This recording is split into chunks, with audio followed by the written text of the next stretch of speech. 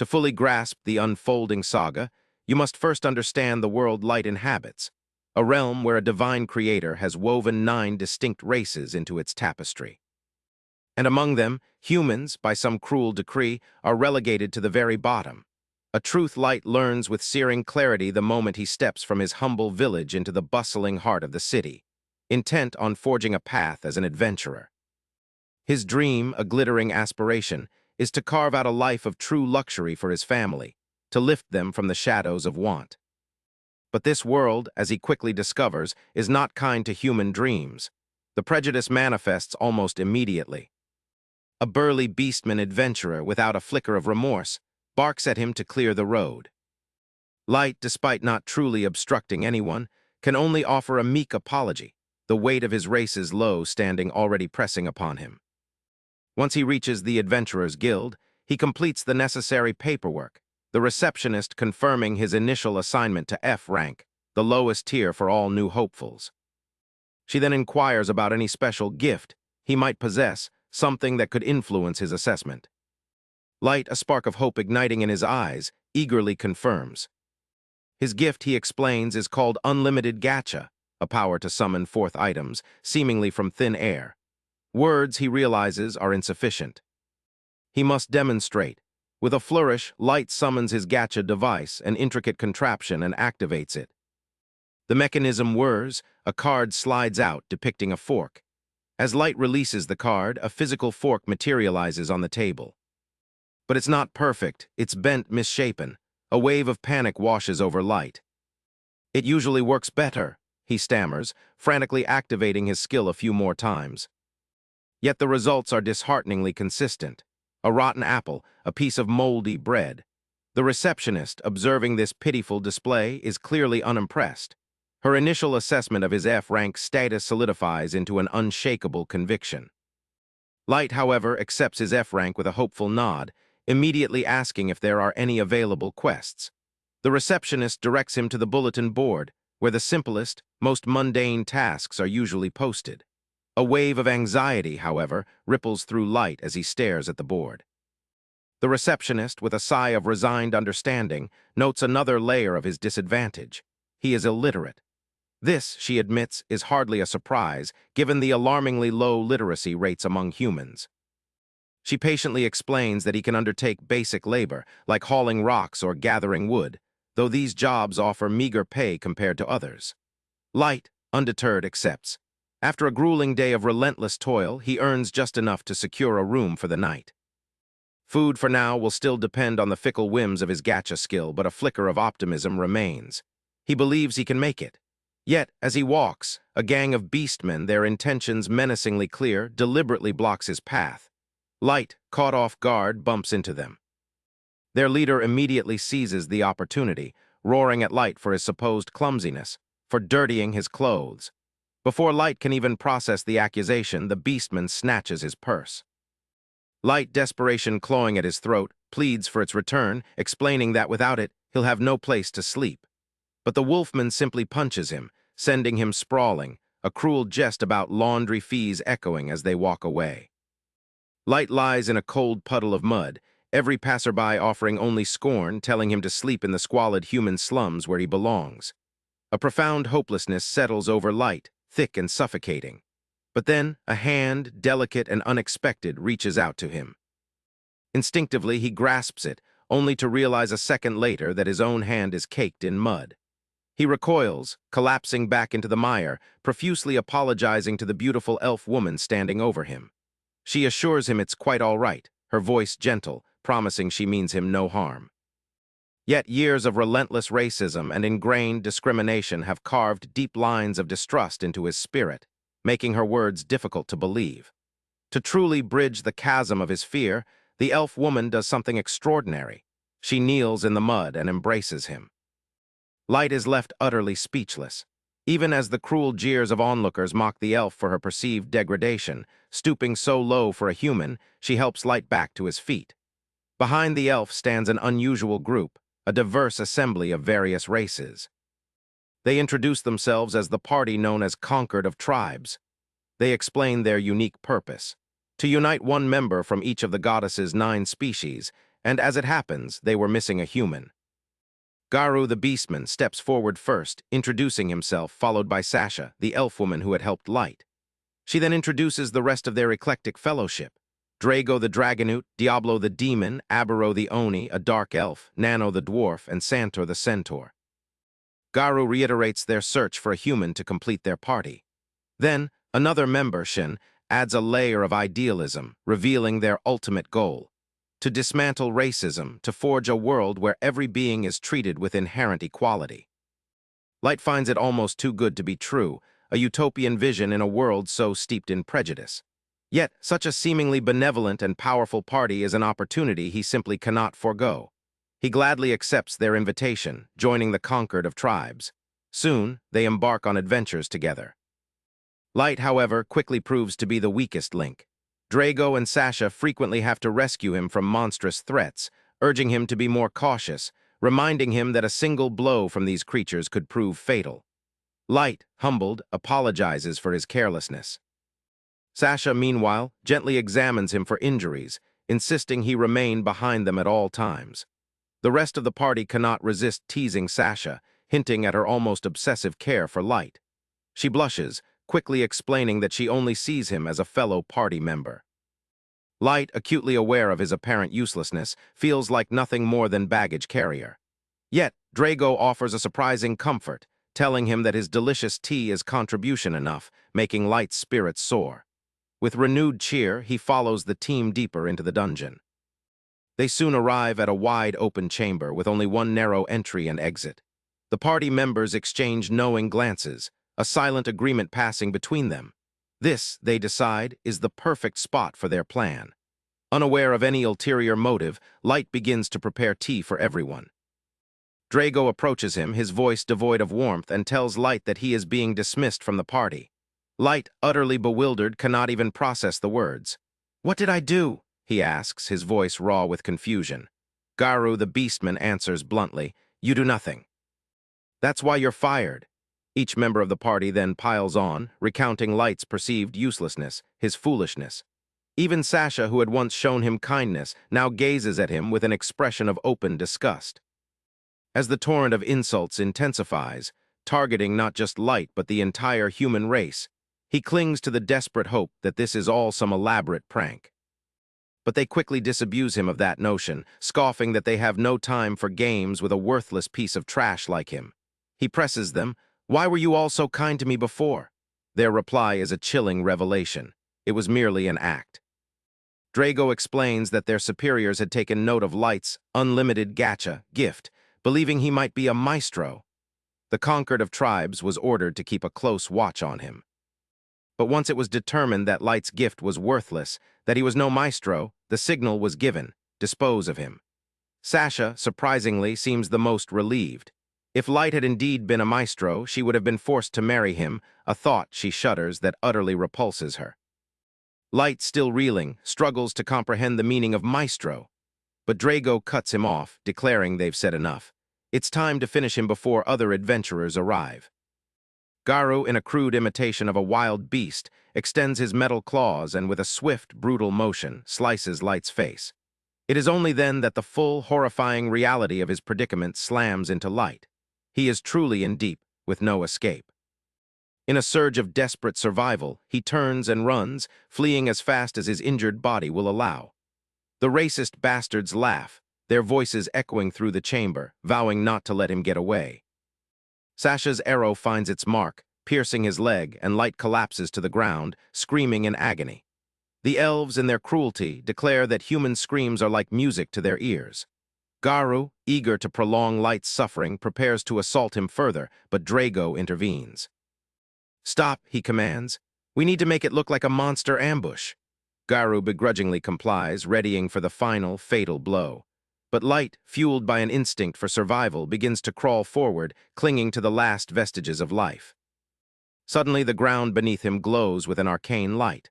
Light realizes he is amidst a teleportation circle.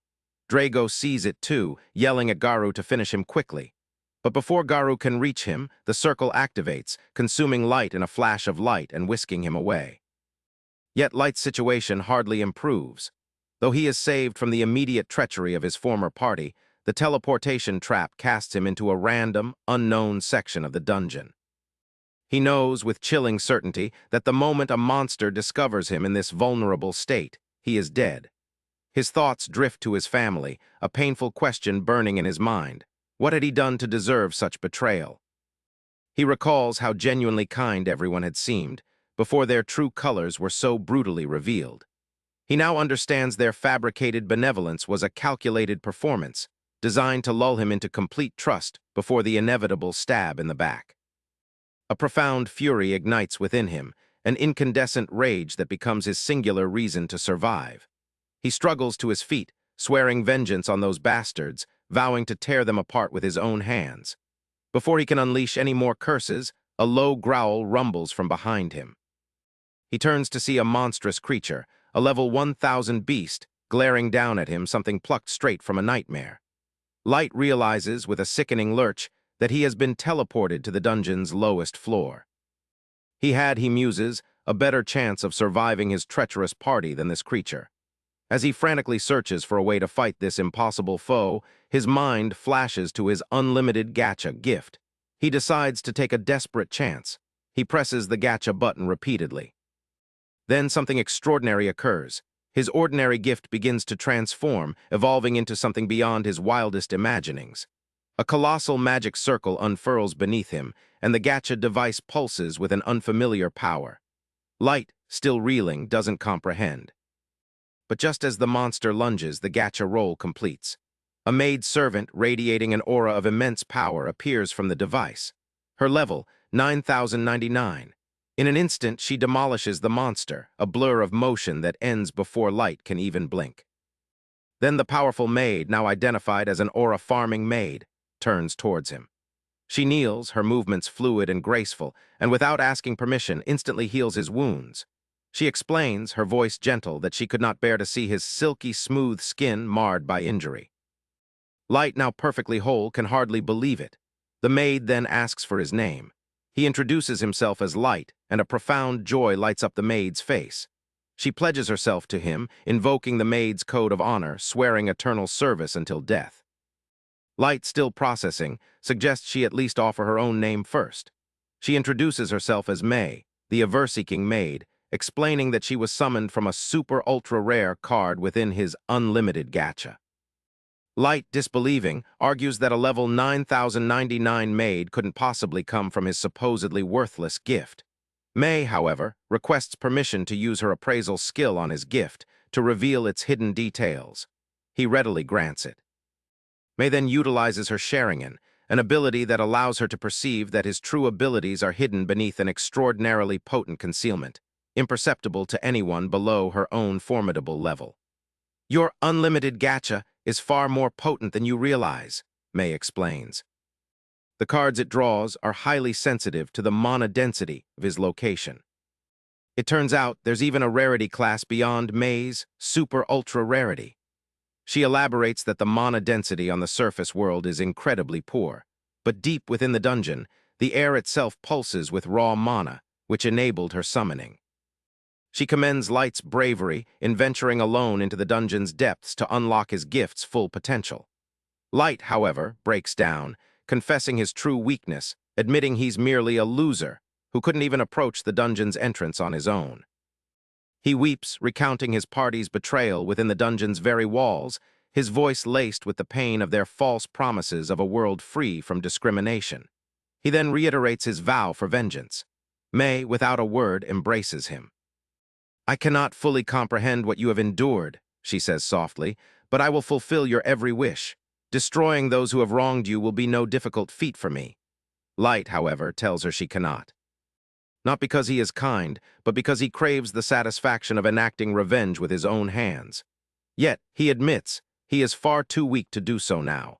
He swears that he will make them all suffer before finally ending their lives.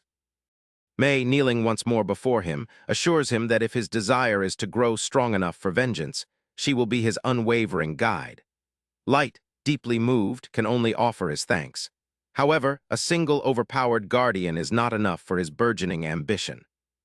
He decides to fully exploit the mana-rich environment of the dungeon.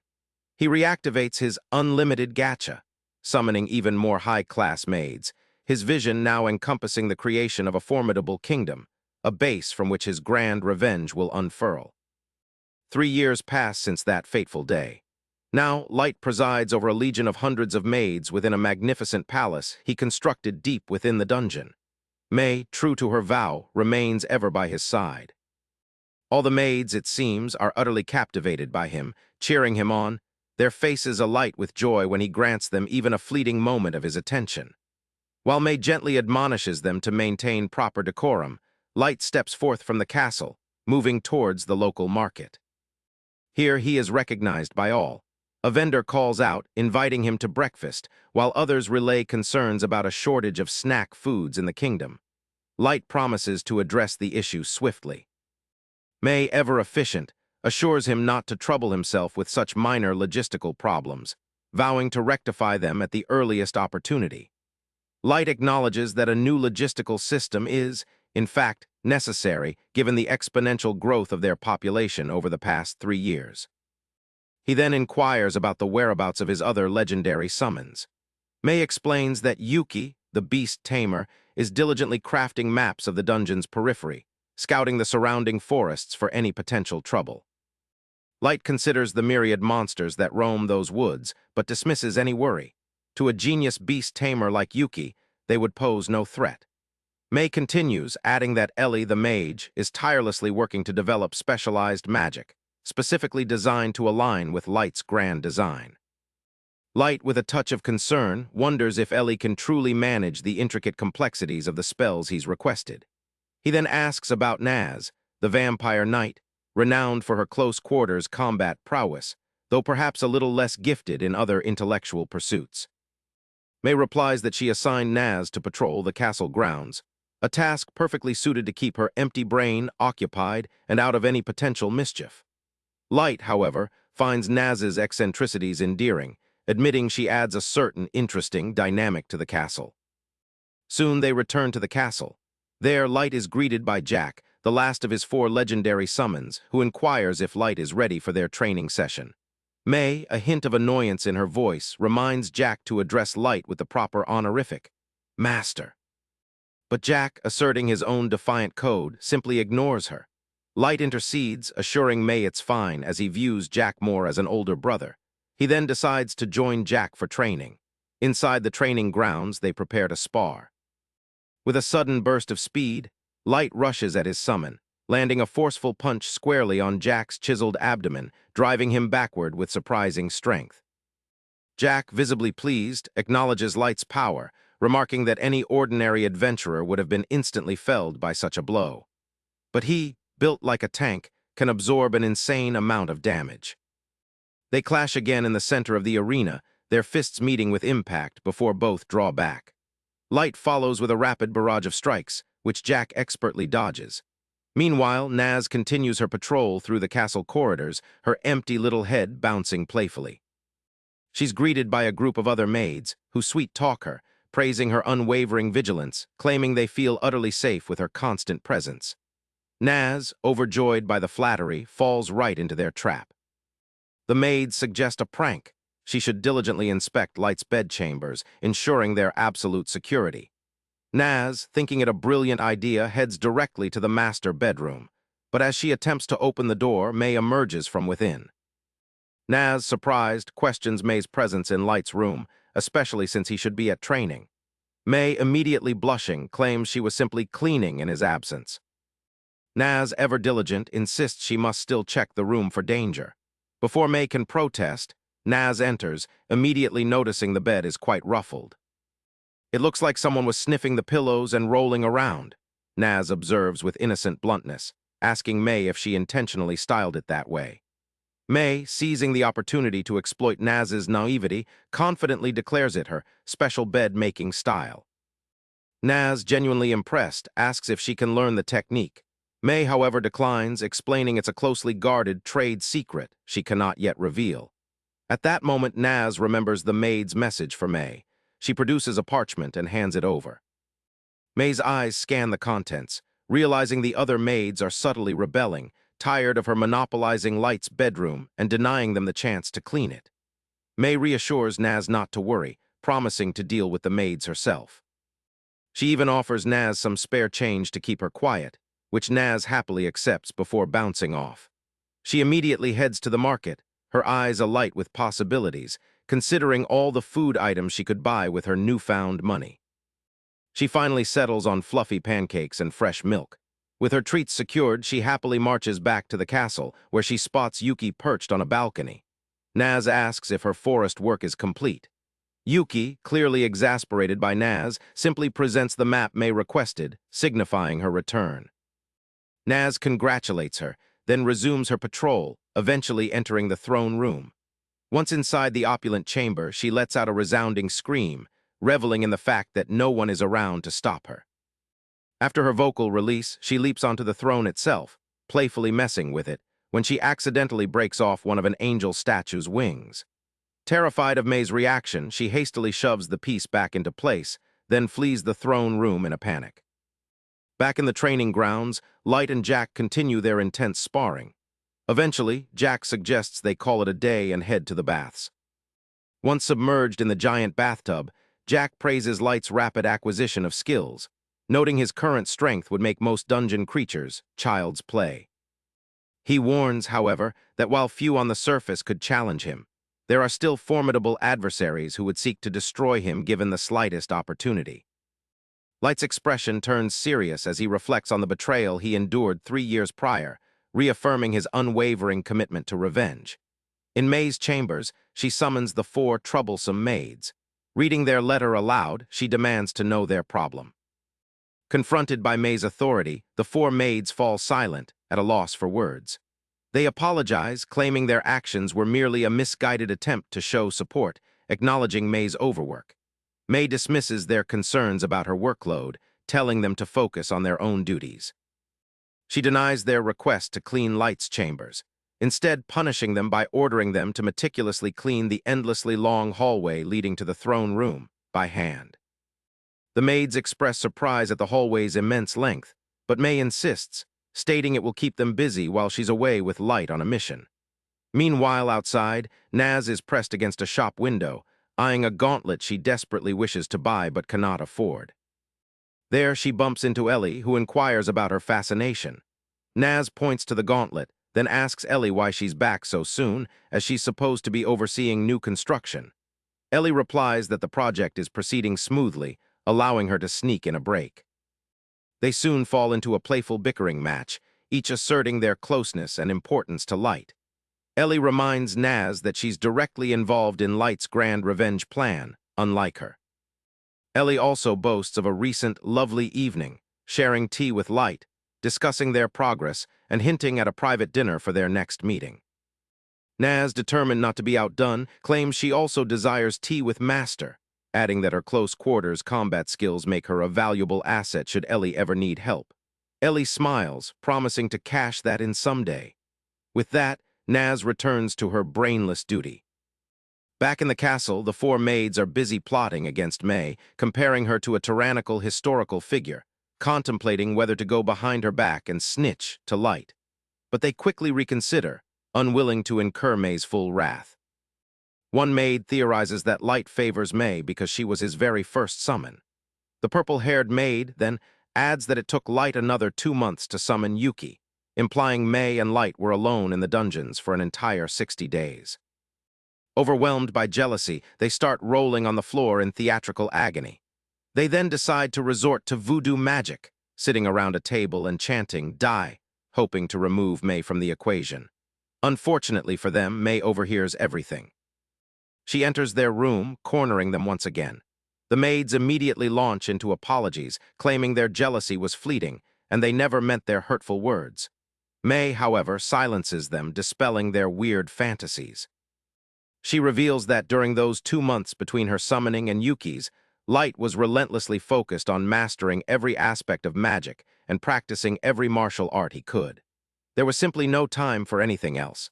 This information somewhat relieves the maids. May then claims she had returned, feeling she might have been too harsh, but now she realizes she clearly wasn't. So she adds the throne room to their cleaning duties. Completely at May's mercy, the maids, having ample time for voodoo magic, had no choice but to follow her command, meticulously cleaning the entire throne room. This time, they decided to keep their mouths shut, fearing further trouble. But while dusting the throne, one green-haired maid clumsily knocks off the angel wing piece Naz had broken earlier. The piece clatters to the floor. The maids are horrified, convinced it's their fault, dreading May's retribution. The next morning, Light enters the dungeon, finding Naz, Ellie, and Yuki already waiting. He greets them warmly, but Naz and Ellie immediately fall into their usual bickering. Suddenly, a monster emerges from the shadows. Light freezes, recognizing it instantly, a hellhound. He knows he is far stronger than before, but the raw trauma of that day still grips him, his blood chilling at the sight of the beast. His party, however, shows no fear. Instead, they are enraged that the hellhound has upset Light. Naz prepares to cleave it into tiny pieces. Ellie asks for permission to utterly eradicate the entire species of hellhounds from this world. And Yuki, her mind already racing, wonders if she can find hell itself and hurl this particular monster into its deepest pits. Their collective aura alone sends the monster whimpering backward, realizing its profound disadvantage. Light, however, calms his party, regains his composure, and slowly approaches the beast, offering it a gentle pat. He understands that even a jesting order would result in his legendary summons literally wiping an entire race from existence. He then turns to them, declaring it's time to move towards the surface. Today, their plan of revenge begins. Back on the surface, the beast folk bow in deference to the very furry who was part of the treacherous party that betrayed Light and left him for dead. He has, it seems, ascended to local celebrity status, with people practically begging him to arrange unions with their sisters. He walks with an arrogant swagger, his cronies trailing in his wake, when he spots a human child sifting through garbage, desperately searching for food. The beastman, a staunch racist without a shred of provocation, brutally kicks the child away, warning him to never appear in this area again if he values his life. The other beastfolk cheer like imbeciles, but their celebratory noise dies down as he enters a tavern. He selects the finest seat, instructing his cronies to order whatever they desire, boasting of the immense wealth he needs to spend before the authorities raid him. While humans starve outside, these beastfolk gorge themselves on skewers of meat piled high on enormous trays. They shower him with praise, hailing him as an idol for all beastfolk, despite his own humble origins from the gutters and slums, now a leader everyone yearns to follow. He brazenly tells them that achieving his status is no easy feat. He claims to have mastered the art of persuasion, exploiting the beastfolk's innate instinct to follow, thereby securing his king-like existence. He elaborates, stating that the most crucial aspect is discerning which jobs are profitable and which demand excessive effort for minimal gain. One of his dim-witted cronies asks if the job he undertook 3 years ago with the Concord of 12 party proved profitable. Another crony immediately scolds him for asking such questions. The wolf beastman then explains that, unfortunately, the Federation that hired them made them swear an oath of secrecy, preventing any disclosure of information regarding that particular endeavor. He then privately recalls how that was the most comfortable and best-paying job he had ever accepted. All he had to do was eliminate one useless human child. Now, he is both rich and famous. It does bother him slightly that he never discovered where the teleportation portal led, but he dismisses any possibility of Light having survived. He wonders what exactly this, Maestro, was that the Federation was so desperate to find, but a shiver runs down his spine, suggesting that delving deeper into the matter could be perilous. His thoughts are abruptly interrupted by a beautiful girl who turns out to be May. She approaches their table asking if they might speak. She inquires if he is Garu, the revered leader of the beast folk. He takes a slow sip from his glass before nodding. May, weaving a careful lie, claims to have been the maid of Master Light, a scion of noble descent. Garu is visibly shocked to learn of Light's supposed nobility, a fleeting thought crossing his mind. Would it have been more advantageous to keep him alive? May continues her fabricated narrative, stating she has been searching for Light for the past 3 years, and all information has led her to this country, where he was last seen with a new party. Garu replies that he was indeed a member of that party, confirming Light's presence among them. May's eyes well up as she feigns sadness, claiming she heard Light perished in the dungeons, never to be seen again. Garu nods, confirming the truth that Light met an unfortunate end. May, however, asks if he would take her to that location, hoping it might bring her some solace to visit the place where Light was last alive. Garu, rudely, asks what's in it for him. To his astonishment, May places a bag containing 3 solid gold bars onto the table. His cronies are aghast, speechless, but Garu maintains his composure. He wonders if this is some intricate trap, or if the girl genuinely seeks an escort into the dungeons. He decides to proceed, confident that a single human girl poses no threat, incapable of even touching a hair on his head. Garu finally leads May, with all his cronies as escort, into the dungeons. After several hours of walking, he asks May if she is all right. May, looking utterly exhausted, still manages a brave smile, claiming she can continue. Garu, his mind consumed by greed, gloats to himself about how all these amazing opportunities seem to fall into his lap. He plans to take all her gold and then ravish her atop Light's grave. Finally, they enter the cavern where Light was abandoned and left for dead. Garu tells May this is where Light met his accident. He lies, fabricating a story about a group of monsters ambushing them and how Light, unable to escape, was slashed to pieces, then caught in a teleport trap, never to be seen again. May collapses to her knees, openly weeping. Garu, observing her, smugly reflects on the inferiority of humans, unable to even sense impending danger. His cronies, meanwhile, subtly position themselves, blocking the only exit. Garu continues his heartless lies about his attempts to save Light, just as he prepares to attack. May's voice, however, suddenly shifts, losing its feigned vulnerability. "Only the most vile creatures on Earth," she declares, "could mislead a pure-hearted person like Light, bring him into a grimy dungeon, and then betray him." She scans the cavern, a quiet fury in her eyes, knowing that had she been in Light's service even a moment sooner, he would have never been kicked, shot in the leg with an arrow, and beaten to within an inch of his life. Garu, sensing the immediate threat, instinctively jumps back, utterly bewildered by how this woman could know such details. His cronies exchange confused glances, unaware of the full extent of May's knowledge. But Garu knows only the 12 members of his party and certain national elites possess such information. He demands to know who she works for, accusing her of being a spy sent by an enemy tribe. She scoffs, stating unequivocally that she works only for Light, and now he will face her wrath. The sheer energy erupting from her is enough to genuinely frighten him, a sensation that surprises even himself. He tries to cling to the belief that she's merely an inferior human, good only for exploitation and disposal. Yet her gaze sends shivers down his spine. This is no joke, his instincts scream. He will die if he fights her. Before May can finish them, Light's voice, calm and clear, echoes from a dark corner. "May, calm yourself," he instructs. "I will deal with Garu myself." Garu refuses to believe the voice he is hearing. But then Light finally reveals himself, greeting Garu as if they were long-lost friends, announcing his presence to settle the score for the betrayal 3 years ago. Garu, his confidence inexplicably returning, bursts into laughter. He never thought he'd see Light again. He scoffs, mocking him.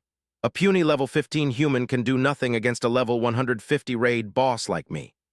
He laughs, declaring his ignorance of how Light survived, but now, he asserts, he can personally kill him and present his body as proof.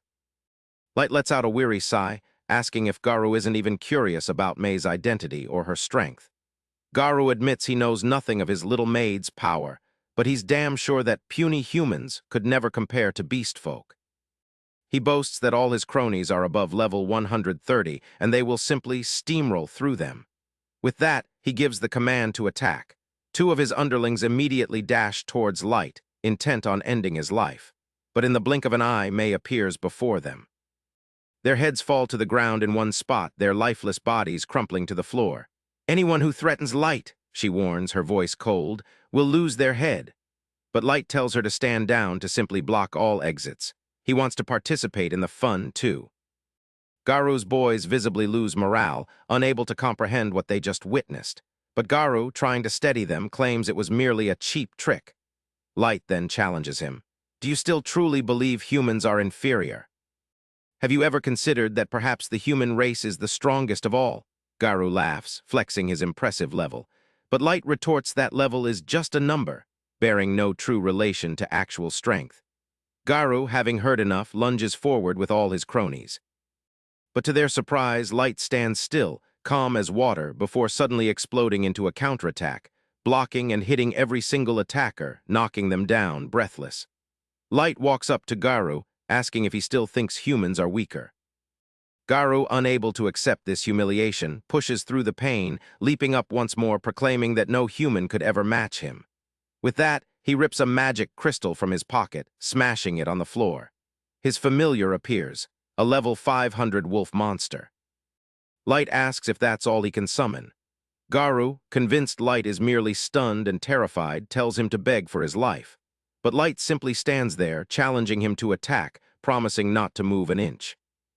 Garu, enraged, orders his beast to unleash a blast so concentrated it could wipe out an entire city.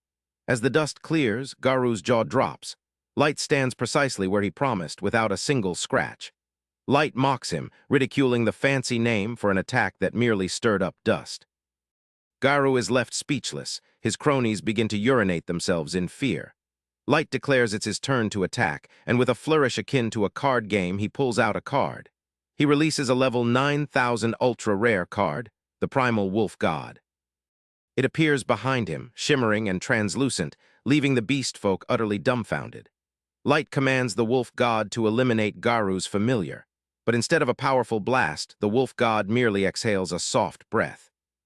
The sheer power within that breath instantly crystallizes Garu's wolf, shattering it into countless pieces right before his eyes. Garu stands helpless, utterly losing control, unable to believe his level 500 wolf monster was demolished in a second. But Light claims he could have handled the monster himself if he wished. To prove it, he reveals his true level, 99,999, maxed out. Garu stammers and shakes, insisting this is impossible, as humans max out at level 100. And if Light was the same human from 3 years ago, he should have physically aged. Light then reveals he wears an age ring, halting his physical growth, a constant reminder of the day he was betrayed by the worst scum on Earth. Garu realizes he is doomed, with absolutely zero chance of defeating the monstrosity Light has become. Knowing he is dead, he does what any coward would do. He throws down his weapons, apologizing profusely, claiming he was forced by the Federation. He insists that even today he had no intention of harming anyone and was about to tell the truth. But his cronies, he claims, concocted this plan entirely on their own, dragging him into it. His underlings stare in disbelief. This is the same person who boasted of his skills just this morning. Garu bows his head, begging for forgiveness, even offering to become Light's personal pet. Light, unmoved, simply asks what exactly a maestro is and why the government is so intent on finding one. Garu honestly replies he has no idea, only that the government told them it would likely be a human. Light then asks why they decided to kill him once they thought he wasn't the maestro. Garu immediately bows again, claiming he genuinely doesn't know. They simply received the order. Light turns his attention to the cronies, asking if they have any information. To save their own skins, the underlings all begin claiming they possess the knowledge Light seeks. But May, using her special eye, sees through their lies. In a swift, brutal motion, she cuts them down, spilling blood everywhere, declaring that anyone who lies before Light will die by her hand. Light then turns to Garu once more, asking if he stands any chance of winning if he were to wage war on the surface. Garu honestly replies that Light is immensely powerful, capable of taking on entire nations alone. However, if those nations were to band together, utilizing all the weapons they are currently amassing, he might find it difficult, being only one man with a maid. Light smiles, claiming he wishes to show Garu something. He uses teleportation magic, transporting them instantly to his own throne room. Garu is shocked to the point of mental derangement. Before him stands an army Light has amassed, with the lowest pawn at level 1,500, 4 level 9,099 maids, and countless others ranging from level 6,000 to 9,000. Garu is unable to speak. A tear streams down his face as he comprehends that Light could wipe out the entire planet in the blink of an eye, effectively making him a god. He can only wonder what will happen once this war is waged. A couple of months pass. Light finally emerges from the abyss of the dungeons, accompanied by his formidable party. He journeys to his old village, hoping to reveal his newfound strength to his family, to assure them he can care for them forever. But upon reaching his home, his eyes, once filled with joy and longing, now widen in shock and horror. He witnesses utter destruction. His entire village is in ruins. He runs towards it, unable to believe his own eyes, and collapses to the ground, utterly hopeless. May and the others comfort him, promising vengeance against whoever perpetrated this devastation. The only small glimmer of hope, the only saving grace, is that amidst their search, they found no bodies of his family among the other dead villagers. He clings to the belief that his family might have escaped the bloodshed, perhaps hiding somewhere within the country. A few weeks later, Light decides to revisit the destroyed village. He wants to assess everything with a calm mind, believing that in his previous state of mental anguish, he might have missed crucial details that could offer a clue about his family's fate. This time, he is accompanied by Gold, an armored knight, and Nem, a gray-haired assassin. The sight of the village once again fills him with dread, but he remains composed. With his companions' help, they construct graves for the fallen villagers.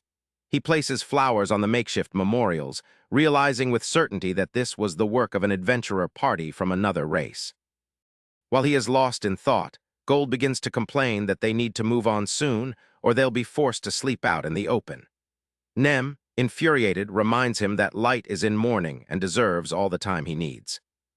Gold retorts that he would traverse the highest ice-clad mountains and the deepest pits of hell for Light, but he also knows they need to find a safe, comfortable resting place for him in his current state. Nem cannot argue with this logic. This small argument seems to lighten Light's mood. He smiles, rises, and tells them to relax. He's fine. He assures them they'll soon find accommodations, but first they should gather more intelligence. They already know their forces are sufficient to challenge the entire world. Yet Light insists on caution, warning against eagerness for an all-out war. Gold agrees, emphasizing the importance of knowing one's enemy as well as oneself for a clean victory. Light concurs, stating they must first ascertain the strengths of all the different nations. Additionally, he suspects the raid on his village might be linked to his potential status as a maestro. The thought that the secret society, which once issued a death sentence against him, would go so far as to decimate his village ignites a cold fury within him. He vows to burn the entire world to the ground to eradicate all evil.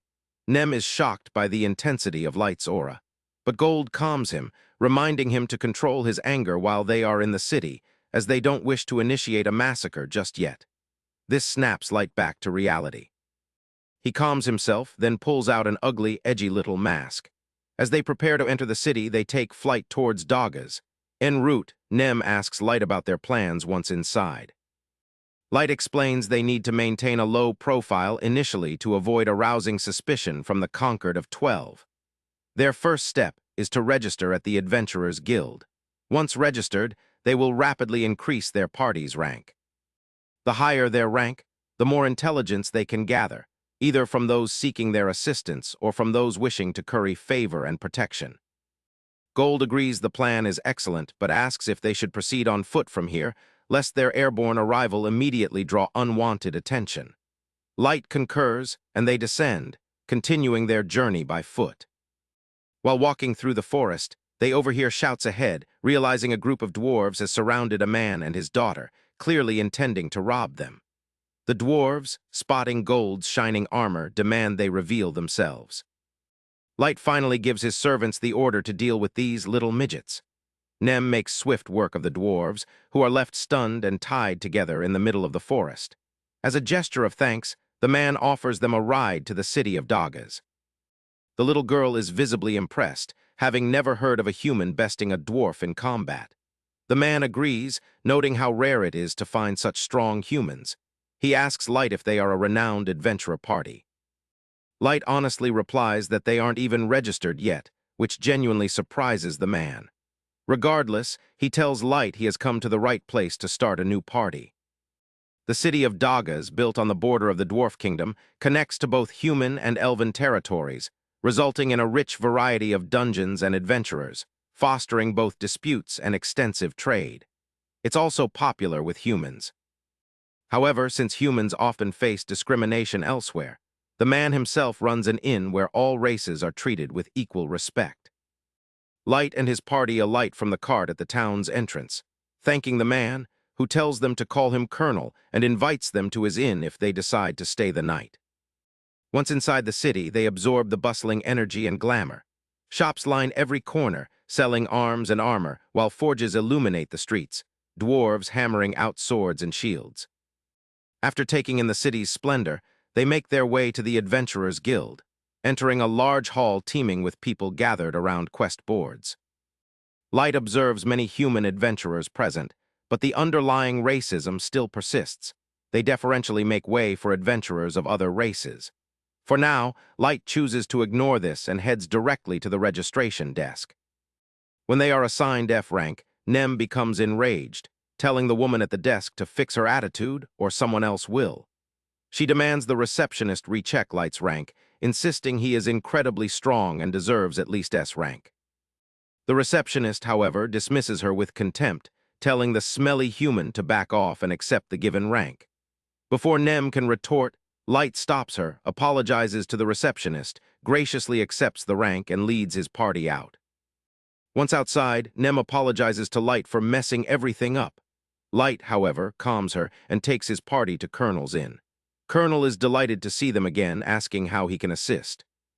Light explains his unusual request, to rent the entire upper floor of the inn for 1 month, with no one, not even staff, permitted access. He apologizes for any inconvenience but stresses its importance. He then produces a bag of gold coins as payment. Colonel, however, refuses, claiming he could never accept money from those who saved his life. Light insists, and Colonel finally relents, accepting the payment. Once on the upper floor, Light employs various magical barriers to ensure their absolute privacy. He then removes his mask and cloak. While relaxing, Nem again insists that she and Gold should have handled the intelligence gathering alone. Even though Light is powerful, she argues, too many precautions are never enough. This remark triggers something in Light. He rises, asking if Nem means to deny him his revenge, to prevent him from bringing justice to those who destroyed his village and family. The same chilling aura of death and destruction returns, terrifying Nem, who immediately prostrates herself, pleading for forgiveness, claiming she never meant to offend him. Light eventually calms down, apologizing to Nem, understanding she only wants his safety. The next morning, they prepare to enter the dungeons, donning their gear and joining a long line leading to the gates. While waiting, 3 hooded figures brazenly cut in front of a group of young human adventurers, their confidence alone creating their path. Light immediately senses these adventurers belong to another race. While other human parties timidly shrink back, Light speaks up, telling the hooded men to get back in line like everyone else. One of the hooded figures turns, seething with anger and astonishment, shocked that a human dared speak to him. Light calmly suggests that if he belongs to a noble family, he likely wouldn't want to create a scene. But the hooded man, prone to fits of rage, prepares to draw his weapon. His companion, however, stops him, and they reluctantly retreat from the queue. As they go, the hooded man promises Light, "This isn't over." All the humans in line cheer for Light, marveling at his courage to challenge other races. The young adventurers in front of him inquire why Light's party carries no supplies. They explain that this dungeon is vast, potentially taking days to clear, necessitating camping supplies. Soon, they enter the dungeons, finding themselves in a completely new world teeming with unique creatures and monsters. Once Light is certain no one can see them, he uses concealment magic, then flight magic, allowing them to glide through the dungeon undetected. Meanwhile, deep within the jungle, the hooded man removes his cloak, still fuming about the disrespect from the little human brat. He draws a massive sword from his back, shouting his name. Kaido, the youngest elf to ever join the elite White Knights, bearing the blood of the master. In a rage, he slaughters all the orcs in his path, stabbing them through the head. Yan, the dark elf, urges him to calm down. Kaido, however, remains enraged, frustrated by his level cap of 1,500. Yan reminds him that normal elves typically cap at level 700, but Kaido is unsatisfied, vowing to surpass this level no matter the cost. Back on the 3rd floor, Light and his party have already cleared the level and decide to end their day, retrieving all the magic gems as proof. With everything gathered, they prepare to return to the surface. Taking in the dungeon's breathtaking beauty, they realize that without the ability to fly, navigating from one floor to the next would consume vast amounts of time. Thanks to their skills, however, they can clear multiple floors in a single day. While heading back, they spot the young adventurers from earlier, engaged in combat with a group of goblins. Light decides to observe. The young adventurers display good teamwork, managing to dispatch all the goblins. But Light immediately descends, killing a bush snake that was stealthily creeping up on the mage girl in the rear.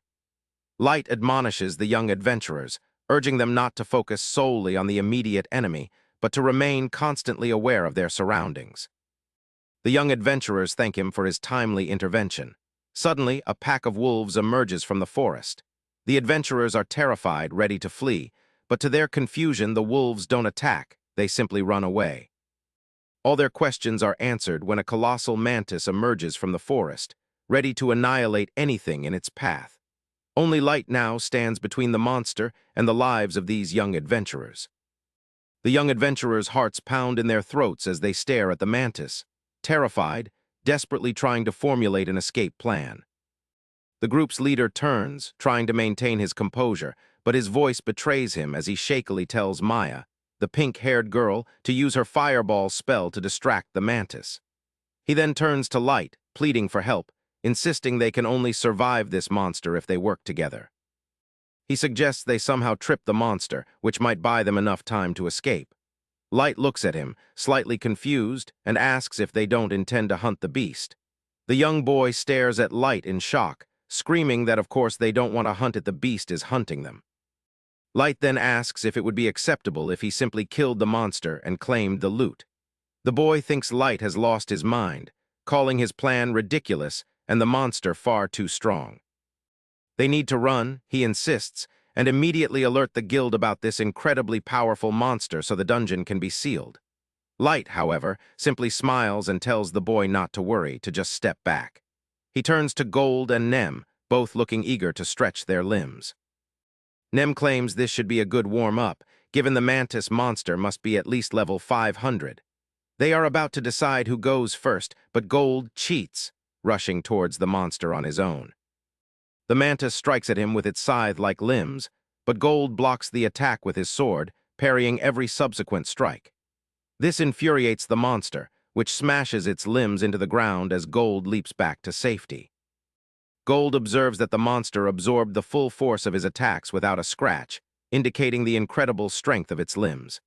Nem teases him, claiming Gold is weak and making excuses. Light decides to take the next turn, releasing a Fire Arrow card. A magic circle appears, and a massive blast of fire surges towards the mantis. To everyone's surprise, the monster deflects it back at Light and his party, who quickly jump back to dodge the explosion. The young adventurers are stunned by the level of spells being wielded, having never seen a player above level 100.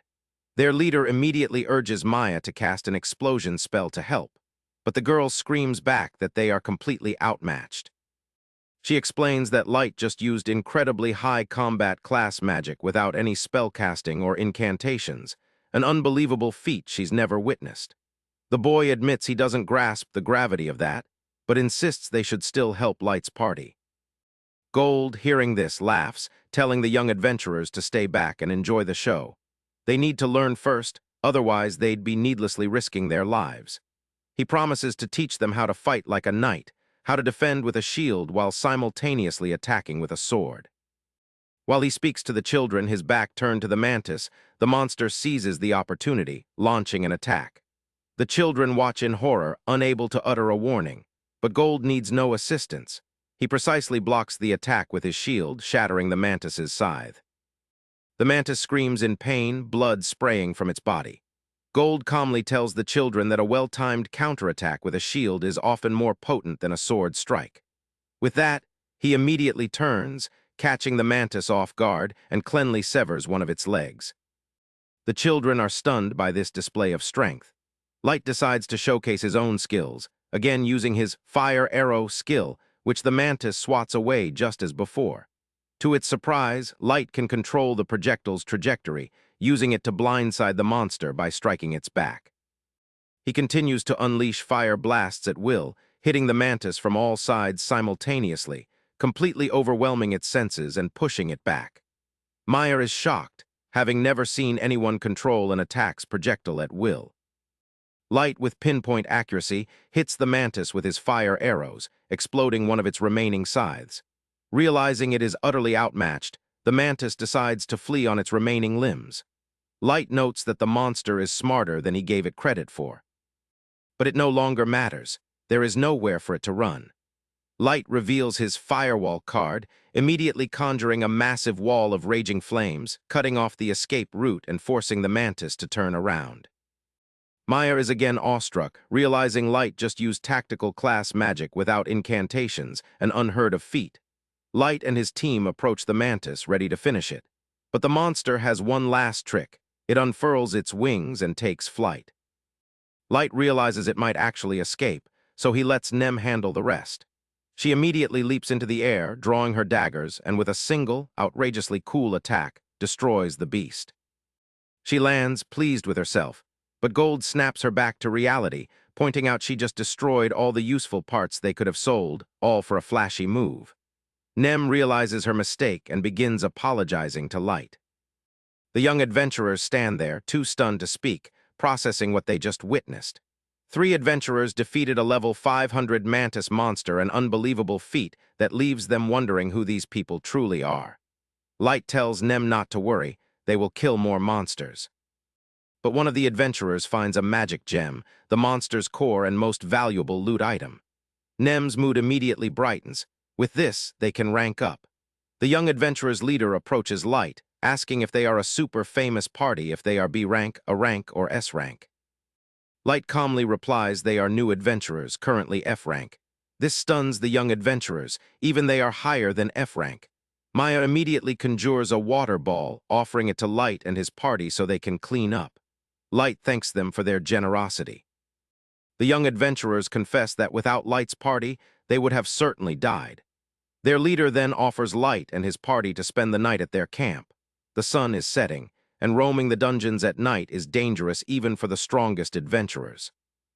Moreover, Maya is eager to talk to Light about all the magic she witnessed. Light accepts the invitation, joining them at their camp for dinner.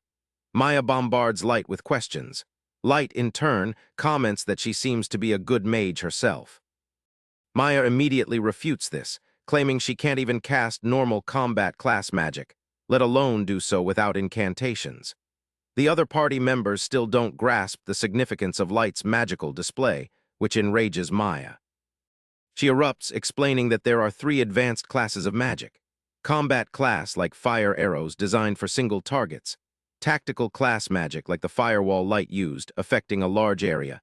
And finally, strategic class magic with global impact, capable of summoning meteors, tsunamis, and earthquakes, though these require multiple high-class, talented mages to operate.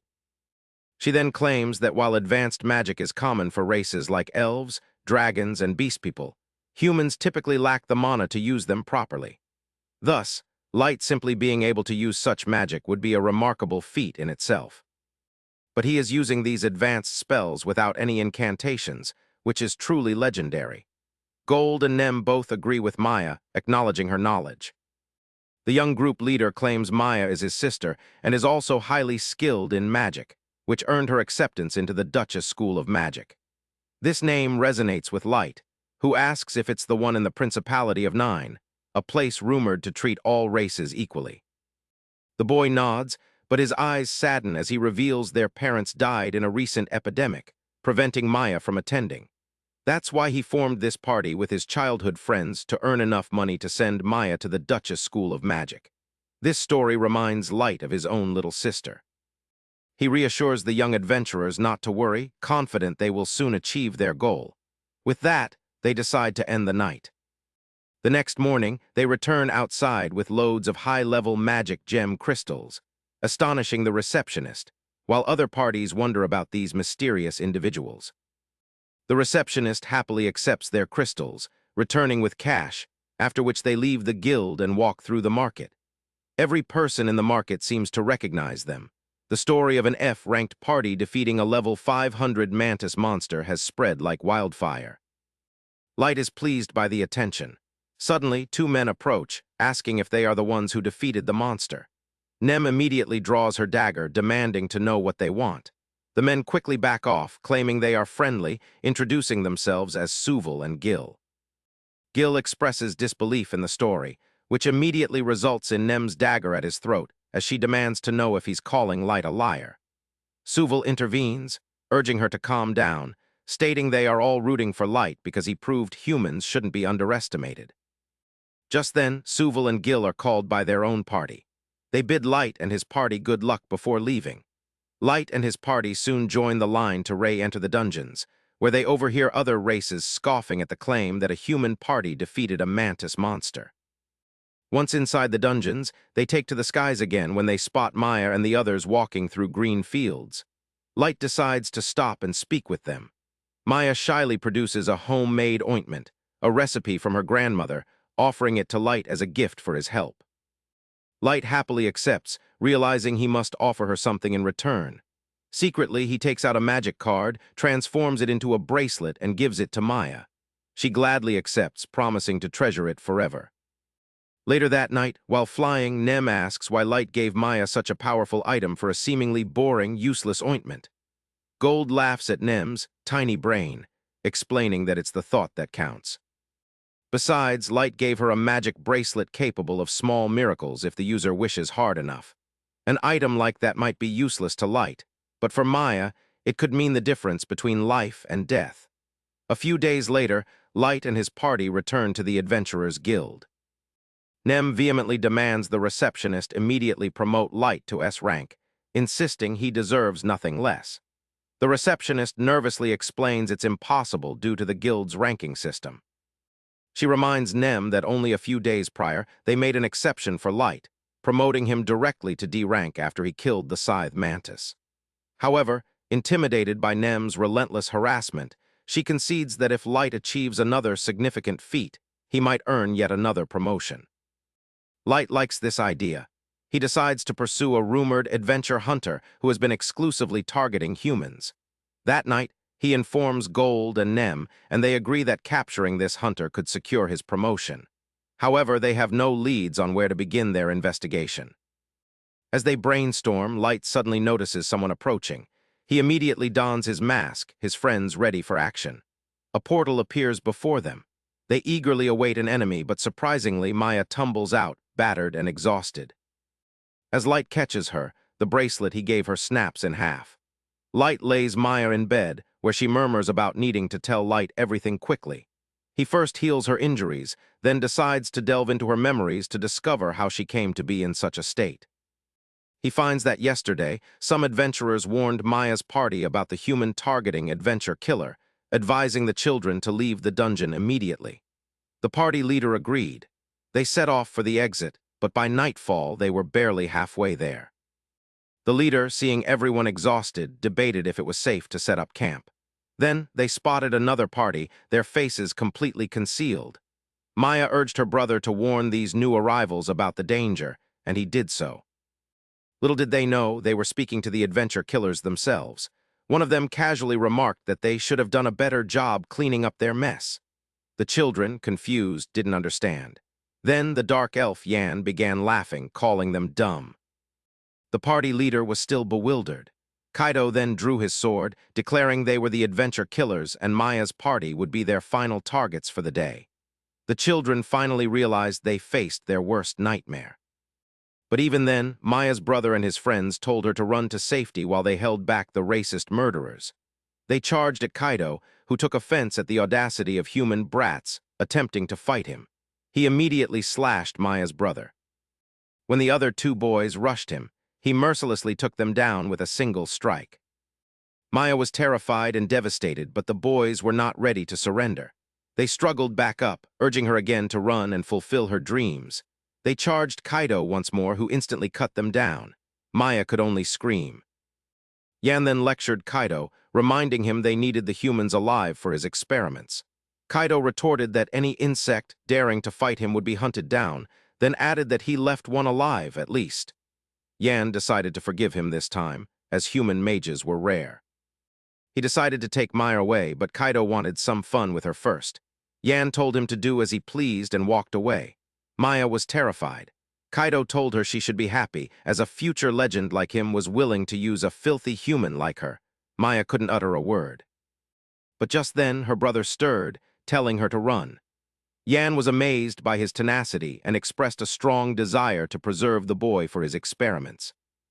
However, Maya's brother knew he had no chance of surviving his injuries, which is why he risked his life without hesitation to save his sister. He told Maya to run and live a long life. In desperation, she obeyed. Yan told Kaido to capture her, but Kaido, angered by the command, declared he didn't take orders. He decided to take down the boy first, who suddenly began repeating Gold's earlier words. He murmured that battles were about creativity and skill, and now was his chance to display his skill. Kaido watched him mumble, deeming him unworthy of attention. Suddenly, the boy hurled his sword at Kaido's face, catching him off guard. Kaido managed to dodge it, but it was merely a setup for the boy to swing his shield, knocking Kaido to the ground. Kaido, enraged by a human shattering his pride, immediately impaled the boy's chest with a spike of white light. He started towards him to finish the job. But luckily, Yan stepped in, telling him to capture the runaway girl before she alerted anyone. A furious Kaido listened to reason and pursued Maya, quickly blocking her escape route with blades of light. He told her she needed to learn proper behavior in front of the wielder of the legendary sword of the elves, then created multiple blades of light, using them as a staircase to descend. Maya decided to fight back, unwilling to waste the sacrifice of her brother and friends. She shot icicles at Kaido, who easily defended against them. However, he grew enraged as Maya tried to flee, slashing her leg to prevent her escape.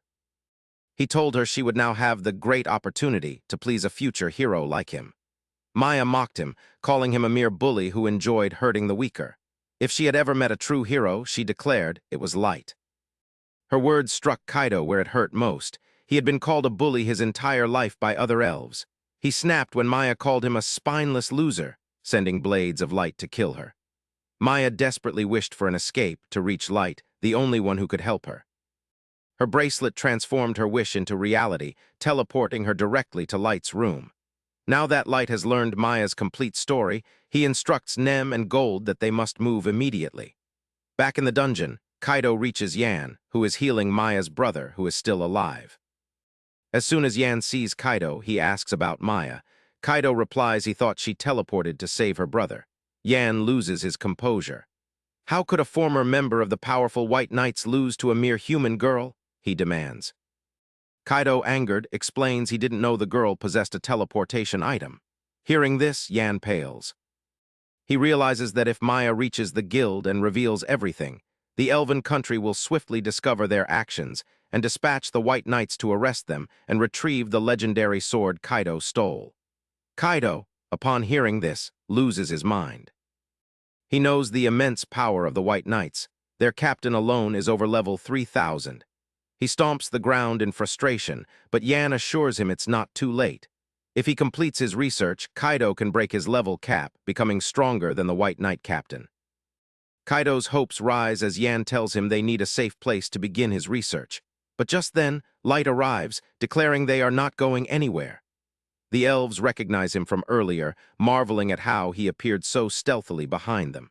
Light, however, ignores them for a moment. He first ensures the two boys are resting. Then, Gold brings the injured leader to him, noting his wounds were poorly healed. The elves are shocked, realizing the boy was taken right from under their noses without them noticing. Light quickly heals him, then states that neither of the boys deserved this. They led honest lives, simply wishing to earn enough money to send Maya to the Magic Academy. But now, it's too late. He reflects that they could have been friends had circumstances been different, and he is furious that the elves stole that possibility. He vows to punish them. Yan attempts to defuse the situation, claiming they are not criminals, and he only healed the boy after finding him severely injured.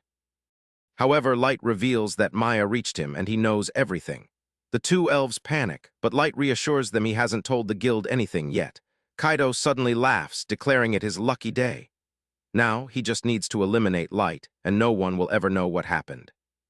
Light, furious, declares he won't let the guild capture them. They are his prey. He unleashes his murderous intent, telling the elves he will tear them apart with his bare hands. He then instructs Nem and Gold to stay out of it, and they obey. Light walks towards the elves. Kaido, angered by Light's confidence, leaps at him, swinging his sword with full strength. But Light effortlessly blocks it with his staff. Kaido is shocked, yet continues his relentless attacks, which Light blocks with ease. Yan is in disbelief. No human should be able to stand against a level 1,500 elf like Kaido, but Light is clearly overpowering him. Kaido, frustrated, accuses Light of being a swordsman masquerading as a mage. He throws a tantrum, calling Light a cheater. Light simply replies he is, in fact, a mage. Kaido doesn't believe him. So Light, without a single incantation, conjures hundreds of ice swords in the sky. Kaido is intimidated. In desperation, he sends magic swords to attack Light, who precisely counters them with his icicles. Yan cannot believe his eyes. Light is accomplishing something even the most powerful elf mages cannot. Meanwhile, Kaido continues trying to attack Light with magic swords, but Light uses his icicles as an impenetrable barrier. Kaido shouts that Light must be cheating, claiming he cannot possibly defeat the holy sword Grandius bestowed upon an ancient maestro by the heavens themselves. Light is surprised by this, asking Kaido how he knows. The arrogant elf merely laughs, revealing he knows because he possesses the blood of a maestro, and people call him a sub-maestro. Hearing this, Light immediately alters his plan. This is the first mention of the maestro he has heard in some time. He tells Gold and Nem that instead of killing them here, he wants to capture them, take them back to the abyss, and use every measure to extract every last shred of information before dealing with them. Kaido still fails to grasp how utterly outmatched he is against Light. He simply mocks him, claiming Light doesn't understand that a sword like his is directly bestowed upon a hero by the heavens, and that heroes like him are distinct from birth. He spews racist rhetoric, telling Light their very genes are different, and he is superior. Light, unconcerned, turns to Gold and Nem, instructing them that he will handle Kaido while they deal with Yan, ensuring he is captured alive. Both Nem and Gold immediately prepare, drawing their weapons. Yan, however, appears confident, claiming he is merely a scientist, not a battle mage. But if they think they can easily take him down, they are sorely mistaken.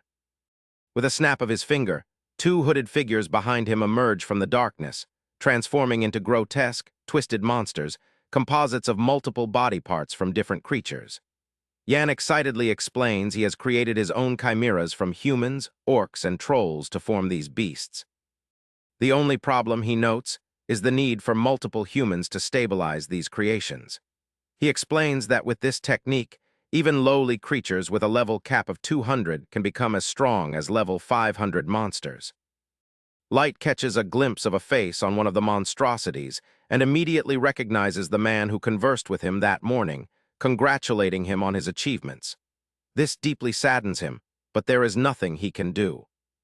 He simply tells Gold and Nem to quickly put them out of their misery and ensure Yan does not escape, as he will deal with him later. Yan merely laughs, ordering the monsters to attack, but Gold and Nem dispatch the monsters with single slashes. Yan, however, simply smiles, claiming his monsters are not so easily dealt with. And just as he said, the monsters rise again, ready for round 2.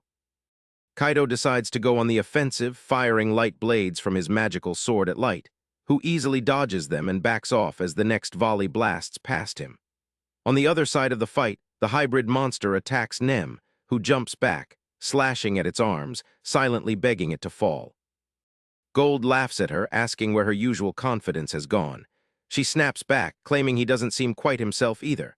But Gold laughs, declaring he's just warming up. The other monster attacks Gold, who meets it head-on, but the monster dodges at the last moment and counterattacks. Gold manages to block it with his shield, but is pushed back. Yan laughs maniacally, telling them to surrender. If they do, he promises to be gentle during his experiments. Nem, creeped out by the dark elf, asks Gold if they can end the battle now. She doesn't want to prolong it. Gold agrees, so they decide to unleash their ultimate attacks. Nem's daggers begin to glow with an eerie purple hue, while Gold's sword radiates a white light.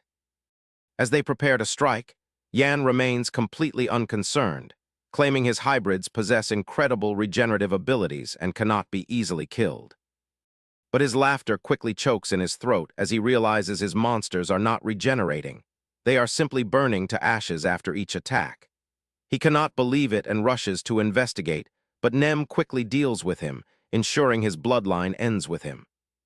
Back on the other side, Light uses his ice magic to completely overwhelm Kaido, who stumbles backward and falls to the ground. Light walks up to him, asking why he is chickening out after initiating the fight. This taunt reminds Kaido of Maya's brother, who dared to stand up to him and even punched him. This memory reignites his hatred. He declares humans are beneath him and should be eradicated from the planet. He rises, unleashing the true power of his legendary sword, Grandius, which extends into the sky. Light is forced to back off as Kaido swings it towards him. Light realizes the sword is enchanted with multiple types of magic, behaving more like a whip than a blade, swerving and curving with fluid motion. Nem and Gold watch from a distance, acknowledging it's an interesting technique for a low-rank peasant, but knowing it cannot hold a candle to Light's power. Kaido, meanwhile, grows increasingly frustrated, screaming at Light to stop being a coward and stand still. One hit from his legendary blade would end his entire bloodline. Light merely laughs, claiming Kaido wildly overestimates his powers. He decides to drop to the ground, hands outstretched, daring Kaido to strike him. Enraged, Kaido swings the sword with full force, hitting Light squarely on the shoulder with extreme power. But to his astonishment, Light stands there without a scratch, smiling, and asks if that was the limit of his powers. This short-circuits Kaido's mind. He begins swinging his sword wildly at Light, unable to believe he could be bested while wielding a legendary sword. Light, however, quickly ends the charade. He shatters the enchantment on the sword and delivers a powerful uppercut to Kaido's face, sending him sprawling to the ground, bloodied. Light stands over him, eyes filled with disgust, declaring he will extract every last bit of information using any means at his disposal, until Kaido himself begs for the sweet release of death. Kaido immediately realizes his fate is sealed. His demeanor changes. He bows to Light, begging for mercy, claiming to be from the Queendom of the Elves, once next in line to become captain of the legendary White Knights. Light looks down at him with contempt. "How dare you call yourself a hero?" he scoffs, "when you fold so easily." The true heroes were Maya's party members who fought to the end, giving their lives. With that, Light removes his mask and tells Kaido that if he manages to so much as scratch Light in a fight, he will be set free. Kaido, however, wants no part of that. He runs away, unable to process what is happening. But Light intends to torture him as he tortured Maya, so he blasts one of his legs with a solar ray, sending him to the ground in pain. With both elves now bound, Light carefully gathers the fallen members of Maya's party. He explains they cannot bury them in this monster-infested dungeon. So using teleportation magic, he transports them all to the abyss. When the elves open their eyes again, they see a colossal throne room, utterly confused. Light tells them they are on the bottommost level of the dungeon named Daga's, where he and his people reside. Yan, unable to believe anyone could live at the bottom of the world's most dangerous dungeon, is silenced by a swift kick from Nem. Light's 4 faithful servants immediately arrive, welcoming him, then inquire about the 2 elves. Light explains the situation. These scumbags were using humans for inhumane experiments, leading to needless deaths. The moment he speaks these words, the atmosphere shifts. A chill runs down the elves' spines as they sense how utterly outmatched they are by the dangerous auras emanating from the 4 women before them. May asks if Light wishes them to endure the worst pain imaginable.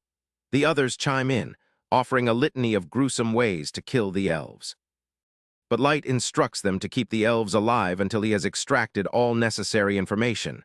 After that, he will personally kill them. All agree. Light then turns to Gold and Nem, telling them to ensure Maya's brother heals completely and to construct a burial site for the 2 brave friends who sacrificed their lives to protect Maya. By the time Maya awakens, she finds Light sitting beside her at the inn. Disoriented and dazed, she asks what happened. Light gently recounts the events, lying that he found her unconscious in the dungeons and brought her back to safety. Suddenly, everything floods back to her.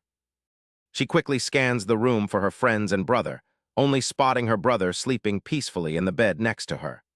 Light explains he is in a deep healing sleep due to severe injuries, but promises a full recovery without issues.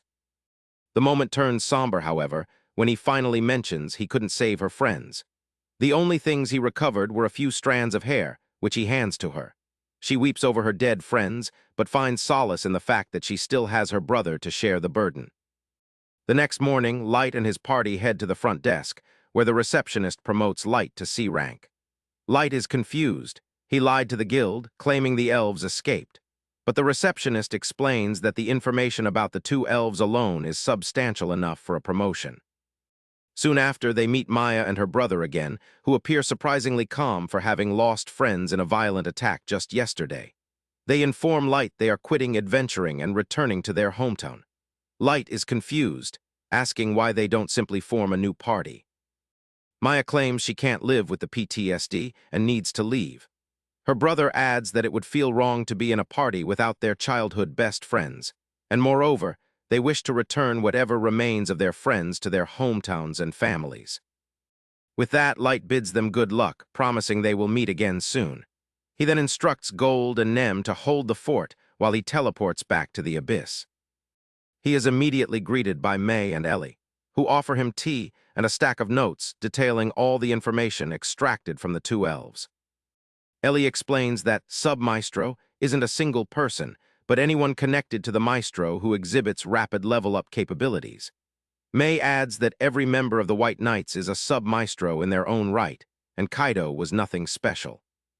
She also reveals the elves' claim that if a new Maestro isn't found, the entire world will be destroyed. This confuses Light. He cannot comprehend how something seemingly so inconsequential could lead to global destruction. Nevertheless, this means their next step is to capture the White Knights for questioning. He then asks Ellie about Kaido and Yan. She immediately shows him they are in a purgatory realm, subjected to bloody torture day and night. Light declares they have served their purpose. He uses a special spell card to kill them in the most horrifying way imaginable. With that, he turns to Ellie, asking if they are ready to initiate the next phase of their plan. Ellie smiles, confirming their readiness to capture Sasha, the elf who betrayed Light all those years ago. Light contemplates the sweet satisfaction he will feel when he finds Sasha begging him not to kill her, and prepares to initiate the plan. Meanwhile, Sasha enjoys a date with her fiancé, Mikkel, who also serves as the vice-captain of the White Knights. The two bond over their shared racism towards humans. Mikkel relishes Sasha's story of how she and her friends fooled Light before hunting him in the abyss. After their date, Sasha heads home, still swooning over Mikkel's handsome appearance. Her maid remarks they are the most beautiful couple she has ever seen. Sasha replies the wedding is still some time away. The maid warns her not to become complacent, suggesting it could lead to bad things, like getting fat and not fitting into her wedding dress. Sasha tells the old hag to stop jinxing her life. Suddenly, her carriage comes to an abrupt halt. A human slave has fallen to the ground in front of them. As Sasha scoffs at human uselessness, she notices Light walking into a shady alley. Her eyes widen in shock. She dashes out of the carriage, determined to prove to herself that the person she saw was not Light. She frantically searches the streets, trying to convince herself that Light is dead at the bottom of the abyss. She soon reaches a dead end, having seen no one else. Sasha thinks it was merely a trick of her eyes. However, as she turns, she finds a note stuck to the wall. It reads, "Waiting at the tower," signed with Light's distinctive mark. Sasha completely freaks out. She lets out a loud scream. When her old maid arrives, she finds Sasha on the ground, absolutely horrified. She murmurs that Light is going to ruin her life. She had gained everything after Light's supposed death adoption by a noble family, her engagement to Mikkel. She fears everything will be taken away. Light, meanwhile, enjoys her panic attack from a distance. Ellie is also ready to show the elf that she messed with the wrong person. Light tells her he is excited to witness Sasha's torture. In the training grounds of the White Knights, a pair of twins practices knife throws on a pitiable human, competing to see who can keep him alive the longest. Nearby, a perverted elf named Char openly fondles his human slave, much to the annoyance of two other elves. Char mentions Kaido, who stole the legendary sword and was exposed as the adventure hunter. He mocks Kaido, then reveals that the higher-ups want them to clean up that loser's mess, a task he resents. The red-haired elf reminds Char it is their duty as knights to take responsibility for a former member's actions. Char cuddles his slave, declaring he doesn't want to leave his comfortable home. Just then, the twins pierce the human's ear, making him cry out in pain. Char, angered, tells the twins to kill the miserable guy already. They retort that they will do as they please with their slave. Must one of the other elves interjects, telling them all to stop. They are supposed to be honorable knights. He states that humans are weak creatures, fine as short-term pets, but ultimately deserving of a merciful death at the hands of a superior species. He then launches into a lengthy lecture about their noble duty as elves to relieve humans of their pitiful lives. Both Char and the twins join forces to mock him. Suddenly, the captain orders everyone to halt. His killing intent is so potent that birds flying overhead drop dead instantly. The elves are terrified of their captain. He orders the twins to stop playing with their slave, as it will affect their battlefield skills. He tells Must to stop being a judgmental prick, then orders Char to dispose of the pitiful guy tied to the tree. Char simply points his finger, blasting a hole through the man and the tree to which he is bound. The captain then orders the twins to clean up the body and tells Must to proceed with his mission. Once they have left, Char notices his human slave is spooked and tells her to return to her room. The captain then advises Char to reduce his affairs with humans, as it is detrimental to their bloodline. He explains that historically, elves have inherited the most maestro blood, and the white knights are entirely composed of sub-maestros who have awakened this unique DNA. Char states there's no need for worry, as everyone in the white knights except Must has hit their level cap. But the captain corrects him, insisting they do have something to worry about. Several thousand years have passed, yet no new maestro has been born. He warns Char not to do anything that might dilute or pollute the rare maestro blood. Char replies he has no such plans, and humans are merely a hobby. He describes his enjoyment of human women's excitement at his interest, and their willingness to go to any lengths to please him. He laughs about their desperation and states he's growing bored of his current slave, so he'll dispose of her soon. Char adds that betraying them is the most enjoyable part. The captain appears disgusted. He informs Char that orders regarding Kaido's mess will arrive soon, and they must handle it, because no matter how reckless Kaido was, he was one of them. The captain walks away, declaring that no one should be permitted to tarnish their queen's name. Later that night, as Sasha sleeps, she feels the ground rumbling not far from her house. Ellie, using magic, creates a towering structure. Sasha notices it, recalling Light's note, and wonders if this is the tower he mentioned. The next day, a slave trader transporting humans encounters a giant rock monster on the trade route. He flees, abandoning his cargo, leaving the humans to fend for themselves. This problem extends beyond the slave trader. Soon, the entire city faces a shortage of essential items. In a bar, some elves discuss how monsters have appeared along key delivery routes, disrupting supplies. They speculate if the mysteriously appearing tower in the forest is connected to the monster's emergence. Some lament that the elf queendom lacks the manpower to investigate, leading the government to post a mission for adventurers to gather information about the tower. However, no elf is willing to risk their life for the reward, deeming the tower too dangerous. Light, Nem, and Gold are among the adventurers present. Light is confident that completing this task will earn him another promotion. Meanwhile, two elf adventurers spot Nem from a distance, unwilling to let the opportunity to bag a tanned, tomboy shorty slip away. They immediately approach her, inviting her to join their party, boasting that they are both over level 150. They tell her to kiss her current, losers, goodbye, as she won't get another chance to be scouted by elves like them. Nem curtly tells the two losers to get lost, declaring Light is her only master. Light also tells them Nem is an irreplaceable member of his group and asks them to leave her alone. The elves are infuriated that a human dares to tell them what to do. One attempts to punch Light, who simply releases a thunderbolt spell, striking the ground between them. The elf falls backward in shock. Other adventurers begin to recognize Light as the masked adventurer, recently the talk of the town. They believe Light's party will complete the mission and claim the reward alone. Gold remarks that this worked out better than planned, as their fame will spread even further. At the same time, a group of elves heads towards the tower with a human, using her as bait in case of a monster attack. Two elves are nervous, deeming the mission too risky, but their leader assures them that even if they only learn what monsters inhabit the tower's vicinity, they will earn enough money to cover the girl's cost. The girl suddenly collapses from exhaustion. The elf leader tells her to get up before he kicks her. Suddenly, he feels something slimy drip onto his hand. He looks up to find the stone monster staring down at him. The elf has no time to scream as the monster bites him down. Its snake-like tail then devours the other two elves. The human girl is absolutely terrified, but the monster merely sniffs her and walks away. The girl is shocked, wondering why the monster spared her. Then a gang of delinquents approaches, declaring their luck. The girl fears she will suffer a fate worse than death at their hands. But the punks throw a healing potion at her, mending her injuries and cleaning her body. The girl is even more confused. The punks then begin dividing tasks, some fetching shoes, others preparing dinner. Their leader informs Yuki that they rescued another human and will soon take her to a safe place. Yuki lazily meows from her perch atop the tower. Ellie then joins her. Ellie asks Yuki if she feels all right, as this is her first time out of the abyss, controlling so many monsters simultaneously.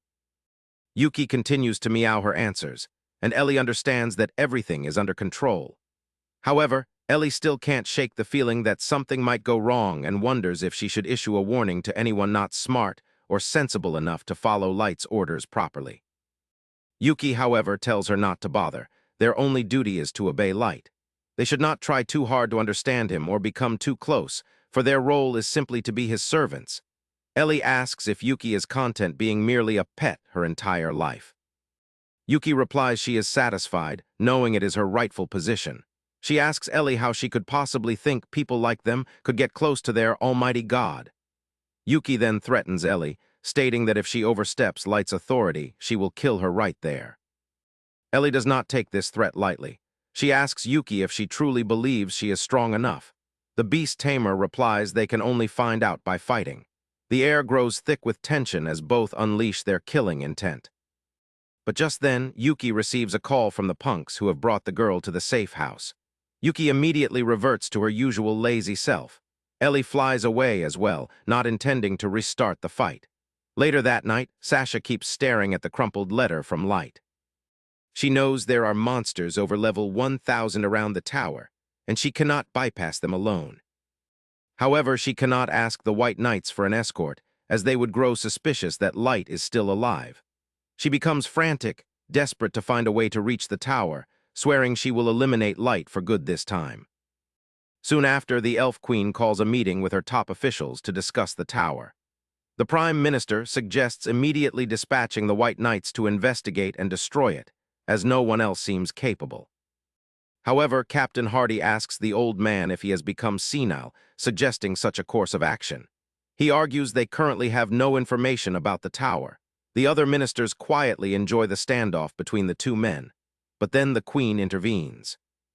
She declares her support for Hardy's stance, ordering her ministers to increase the reward money and motivate people to gather as much information as possible about the tower.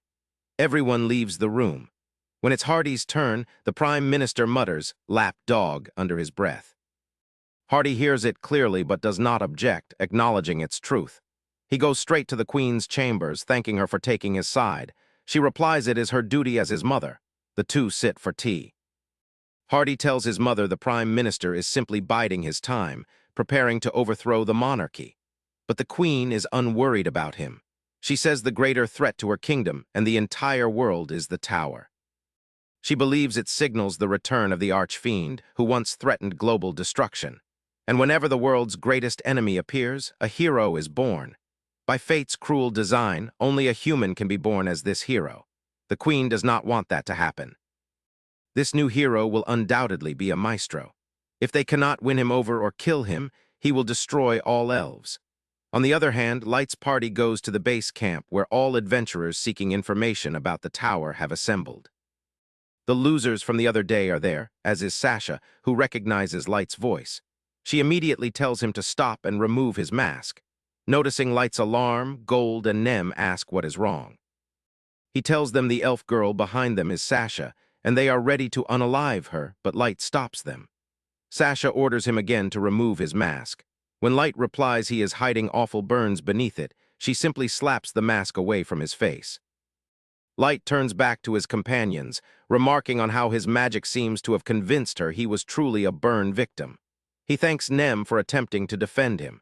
He claims it could have been a close call, then reflects on how naive he must have been not to see through Sasha's deception. The moment Nem realizes what just happened, she is about to lash out, but Light stops her with a single word. Sasha stands there, staring at him angrily. But when he removes his cloak, her anger turns to disgust as she sees only a boy with a half-burned face. She immediately recoils, disgusted, telling him to cover his hideous face before she vomits. Light endures these insults, thinking about how he will make her pay for all of this when the time is right. He picks up his mask. Sasha moves away, muttering about needing eye bleach to erase the horrible sight from her memory. With that, they begin making their way into the forest. Light realizes they are being followed by the two creepy men who wanted to talk to Nem earlier. He tells them to back off and leave them alone if they value their lives, but the elves are not easily deterred. Light and his party decide to quicken their pace, hoping to lose these idiots without a fight. But the stubborn jerks somehow manage to keep up, so Light stops to finally confront them. They pant like exhausted dogs, while Light tells them he doesn't wish to hurt them. At this, they laugh, claiming Light is the one who will die today. They reassure him that being killed by an elf is a great honor for humans. Light simply sighs, then calls out to one of his servants, Mira, to deal with these imbeciles. The two elves merely laugh it off, convinced Light is bluffing, frightened, and has likely soiled himself. Suddenly, the entire environment shifts. A ghoulish figure emerges from behind them, a giant woman who casually devours both elves with her monstrous arms, finishing them off, bones and all. Even Nem and Gold feel a sense of unease at the sight of this massive ghoul mommy. She thanks Light for the opportunity to be of service. Jack, Harley Quinn, and a girl named Suzu also arrive, ready to guide him through the forest and directly to the tower.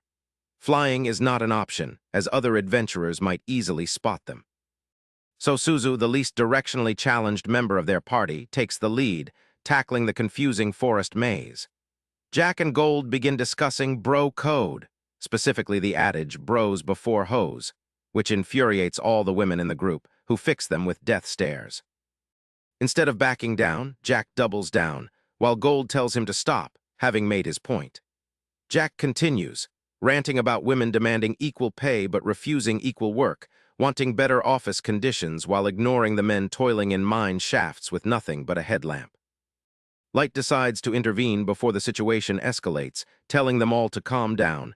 They can have a civilized debate later without fighting. This momentarily halts the argument, but the atmosphere remains tense. Light decides to change the topic, asking Harley Quinn about her stupid outfit.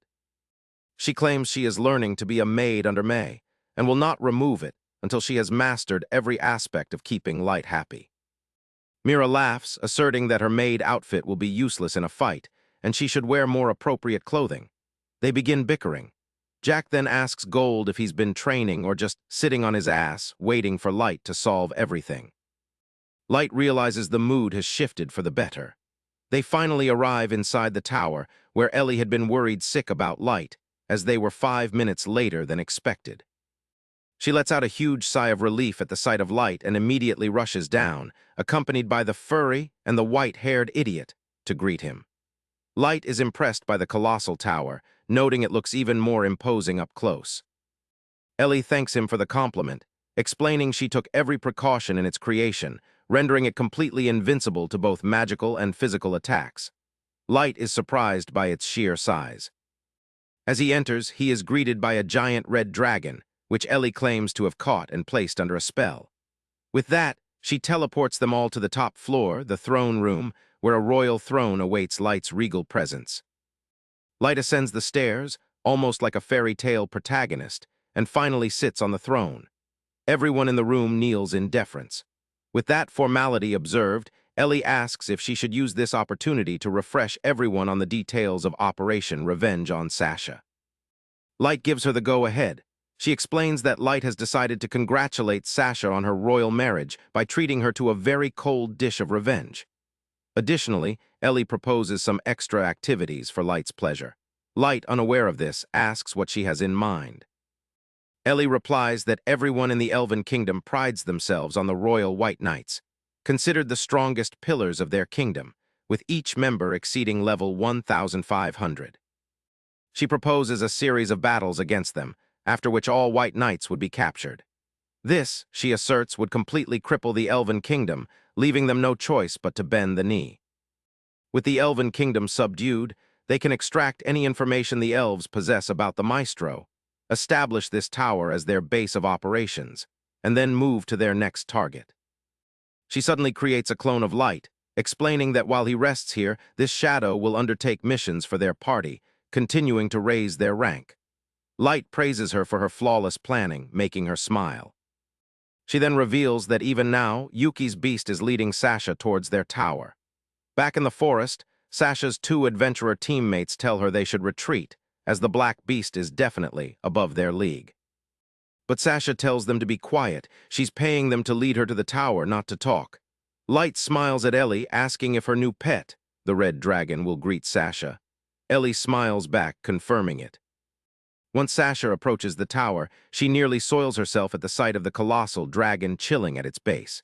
She now realizes how utterly outmatched she is and quickly retreats to the royal palace. Ellie and the others watch through a magic ball. Everything is proceeding according to plan.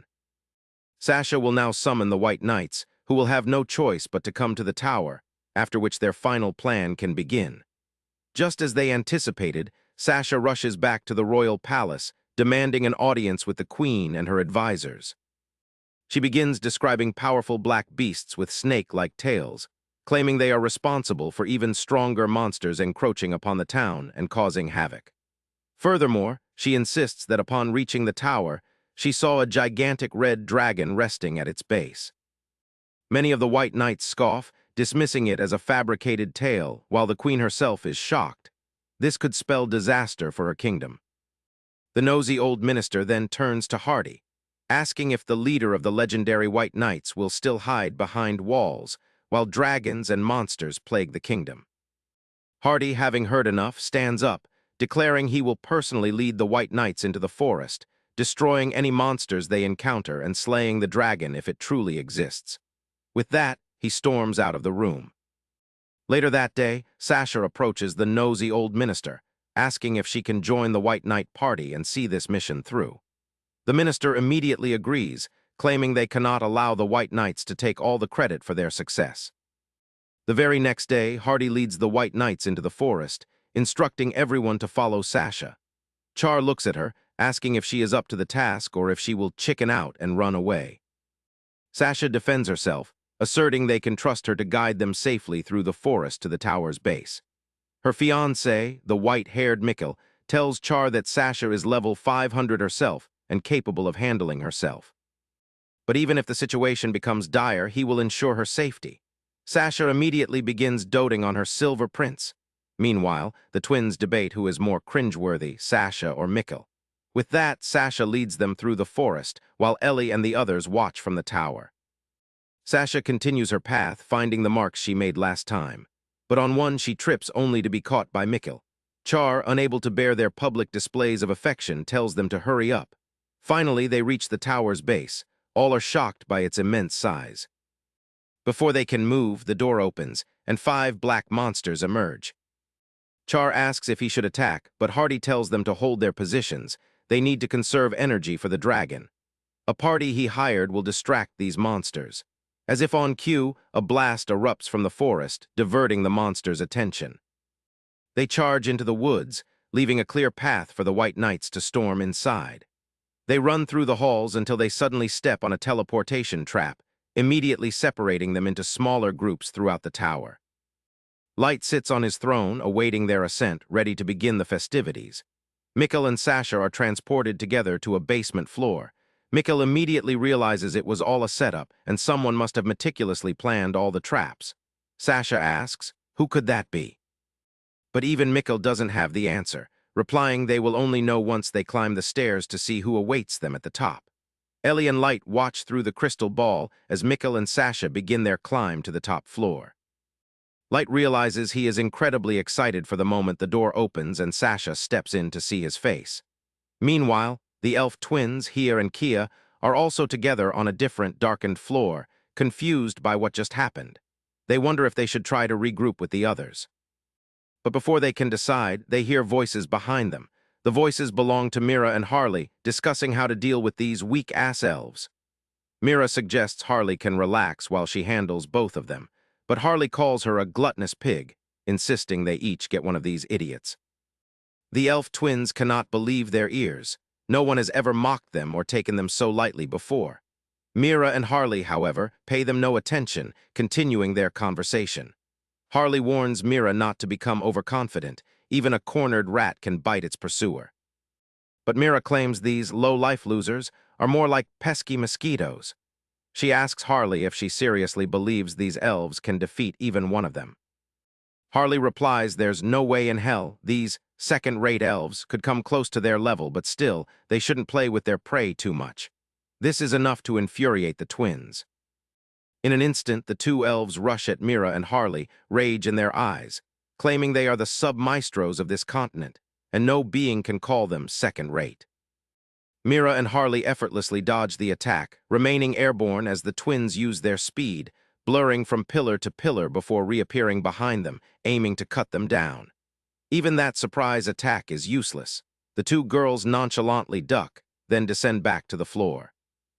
Mira tells Harley these elves are more like flying squirrels than rats, further infuriating the twins, who decide to engage in direct combat. Meanwhile, Char is alone in the darkness on a completely different floor. He sighs heavily, wondering how he missed the teleportation trap, knowing Hardy will later berate him for it. He is not as foolish as the others, however, and immediately senses he is not alone. He calls out for his opponent to emerge from the darkness and explain the situation. His opponent is Suzu. One look at her is enough to ignite his interest. He immediately begins flirting. Suzu has a visceral reaction to the creep. Char, with royal arrogance, asks her name, claiming he is ready to become her knight in shining armor. Suzu is even more disgusted. Finally, her gun speaks up, telling Char to keep it in his pants, and explaining that Suzu does not speak. Char's mind is immediately distracted, realizing the gun is an intelligent weapon. The gun tells him not to bother remembering their name, as he won't need it.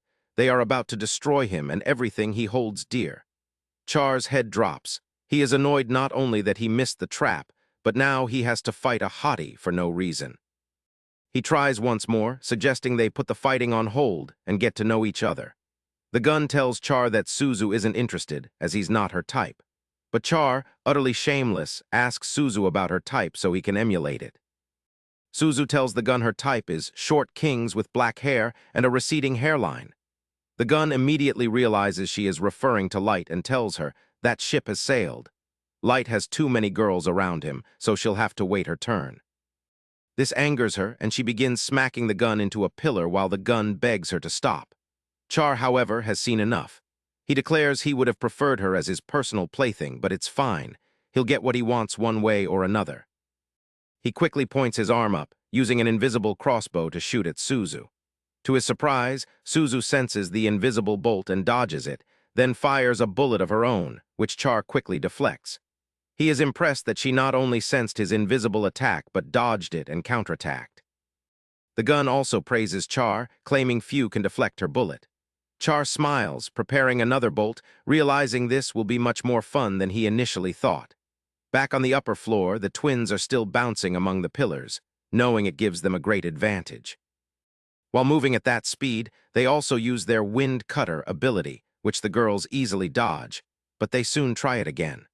The girls manage to move out of the way once more, but realize they cannot let their guard down and must deal with them quickly. The twins, however, continue to relentlessly spam their one ability, like nerds who only use overpowered stuff in games. Harley claims they cannot keep this up for long, but the twins reply they can do it for hours without breaking a sweat. This could become annoying. But soon, the twins decide to change their strategy. They move towards a pillar and use an advanced version of their basic wind cutter ability, creating thousands of tiny blades that fly towards Mira and Harley. This is more difficult to dodge. While they are busy dodging, Kia throws a dagger, stabbing Mira in the stomach. Enya then cleanly slices off her arm. They drop to the ground, laughing, claiming soon every single limb will be on the floor. To their surprise, the girls seem completely unfazed. Mira asks Harley if she now understands their strength. Harley replies she does, and they are even weaker than she imagined. This infuriates the twins, who scream that they are winning. But to their horror, Mira grabs her fallen arm and eats it right in front of them. This terrifies the twins, who have no idea how that is possible. So Mira decides to show them something better and rips off her own head, throwing it around like a ball. The twins are horrified, asking, "Who the hell is she?" Mira finally introduces herself and Harley as two ultra-rare, level 7,777 cards. The twins are stunned, refusing to believe such beings exist, and immediately attack again. But this time, the girls don't even block, claiming it's not worth the effort. This truly scares them, and they immediately run. Mira laughs maniacally. Harley decides to end this, charging a powerful heat blast while Mira covers herself with a shield. Meanwhile, on the lower floor, Char is constantly on the offensive, sending bolt after bolt at Suzu, controlling their trajectory and even unleashing a barrage of crossbow bolts, hoping it will work. To his surprise, Suzu emerges unscathed, which excites him even more. He tells Suzu she should just leave the loser light guy and become his girlfriend. That's enough to infuriate Suzu. She glows with anger, ready to kill the annoying elf. Back on the upper floor, the elves hit a dead end and decide to move along the boundary to find an exit. But before they can, the floor begins to heat up. To their horror, a wave of heat engulfs them as Harley unleashes her heat blast. The twins realize they will burn to a crisp. They quickly begin chanting spells, creating a massive ice wall for protection. To their surprise, the ice wall instantly melts, forcing them to recreate it. They continue creating ice walls, but soon run out of mana, and their entire armor begins to melt in the intense heat. Soon, they are completely consumed by the heat, disappearing from sight. Only then does Harley stop. She then realizes she might have accidentally killed the two idiots, but Light wanted them alive. Thankfully, Mira tells her that Ellie used protective enchantments, ensuring these idiots wouldn't die. Without her, the two elves would have been charred to a crisp. The twins lie on the ground, burned and defeated, begging for mercy. But Mira tells them they will receive the same mercy they gave humans. She uses her tentacles to bind them, as Light intends to extract all information before making them feel the most devastating pain imaginable. Back on the lower floor, Char finally realizes what he's done when Suzu fires a volley of bullets into the air, then blasts them all towards the elf.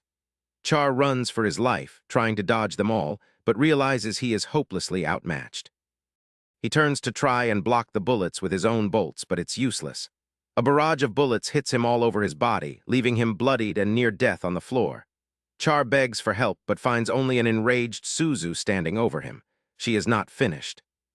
She begins smashing his face in with her boot, screaming for him to die, and would have surely killed him had the gun not intervened, reasoning that Light wanted to know their full potential before capturing them. Suzu immediately realizes her mistake and tries to heal Char so he can fight again. But the gun tells her to let it go. He is too beaten up to do anything now. She begins to cry at her error, while the gun tries to reassure her that Light won't be angry about an honest mistake. Meanwhile, on a completely different floor, Jack finds Must alone with his axe. Jack honestly tells him he is supposed to fight him, but suggests Must throw in the towel, as it's not in his nature to pick on weaklings. Must is annoyed but controls himself, claiming Jack should be honored to die at the hands of an elf above level 1,500. Jack tells him not to worry, as he himself is level 7,777, an ultra-rare card. Must disbelieves him, telling Jack to come up with a more convincing bluff. But Jack simply smiles, suggesting he use his appraisal skill to verify it. He notices a hesitant look in Must's eyes and mocks him, asking if he even possesses such a skill. Must, enraged, claims he doesn't need to check a fraud idiot and lunges at him with his axe, trying to end it quickly. But to his surprise, Jack swats it away like a fly. Must is utterly shocked, but assumes it was beginner's luck and launches a barrage of hits. Jack effortlessly deflects all attacks, which confuses him, as these attacks were supposed to give even Captain Hardy some trouble. but Hardy simply uses his fingers to blast him into the wall. Must emerges from the wall, shocked to his core, but refuses to believe a human could be so strong. He begins spouting nonsense about how humans are beneath them and deserve a fate worse than death. With that, he brings down his halberd, a magical weapon, and activates it. Jack realizes the halberd is consuming the boy's soul and life to gain power, but Must seems oblivious. He shouts at the halberd to take as much as it wants. Just give him the power to defeat this human. Then, with every ounce of power he can muster, he lunges towards Jack, who simply uses his iron armor skill, blocking the attack with just his arm. His entire body becomes covered in a thick iron shield. With a single punch, he sends Must flying into the wall, bloody and unconscious. He walks over and picks up the boy, wondering if he killed him. But thanks to Ellie's magic, everything appears fine and he is still alive. On the upper floor, the last remaining member of the White Knights, Captain Hardy, finally comes into contact with Naz, who smiles and draws her sword, hoping for a good fight. Thanks for watching.